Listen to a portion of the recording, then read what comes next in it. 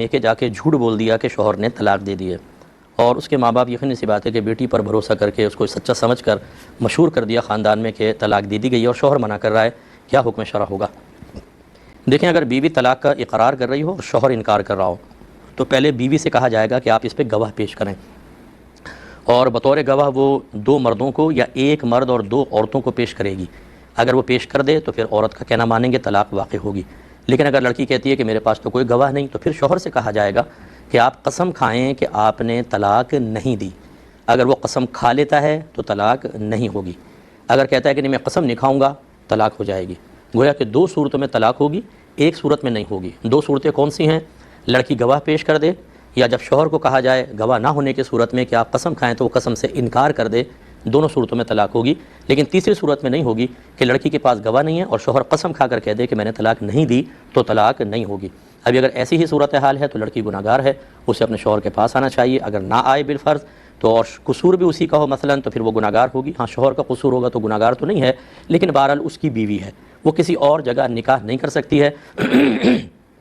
اور شوہر کی اجازت کے بغیر اگر وہ کہیں باہر وغیرہ جاتی ہے تو تمام وہی گناہ ہوتے ہیں کہ جو شوہر کے گھر میں رہ کر ایک بیوی کو نافرمانی کی صورت میں ملتے ہیں، ایسا ہی ہوگا۔ ایک یہ کویشچن کیا کہ کیا بیڈ پر جب لیٹے ہوں تو ٹانگ پہ ٹانگ رکھ کر لیٹ سکتے ہیں؟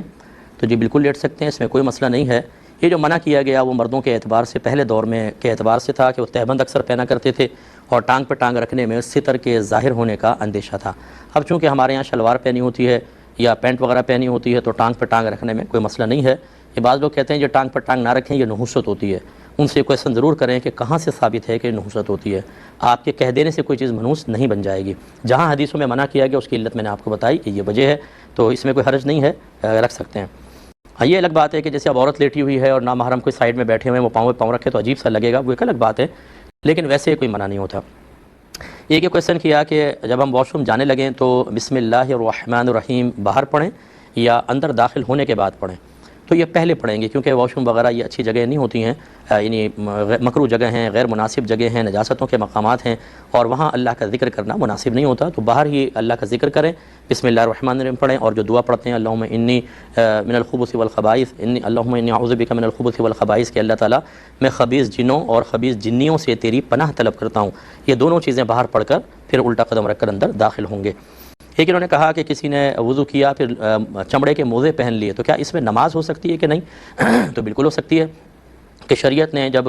چمڑے کے موزوں کی اجازت دی ہے کہ وہ پہن سکتا ہے انسان، اور پہننے کے بعد یعنی وضو کر کے پہن لیے، نماز وغیرہ ادا کرے، اب اس کے بعد اگر وضو ٹوٹے گا تو سمجھ لیں اب موزوں کے مسح کی مدت کا آغاز ہوگا، اب وہ باقی وضو اوپر والا کمپلیٹ کرے گا اور پاؤں دھوئے گا نہیں بلکہ صرف موزوں پر مسح کر لے گا، تو یہ کافی ہوگا۔ اور اسی طرح ہمارے نبی کریم صلی اللہ علیہ وسلم نے موزوں کے ساتھ ہی نمازیں ادا فرمائیں، تو اس میں کوئی حرج نہیں ہے۔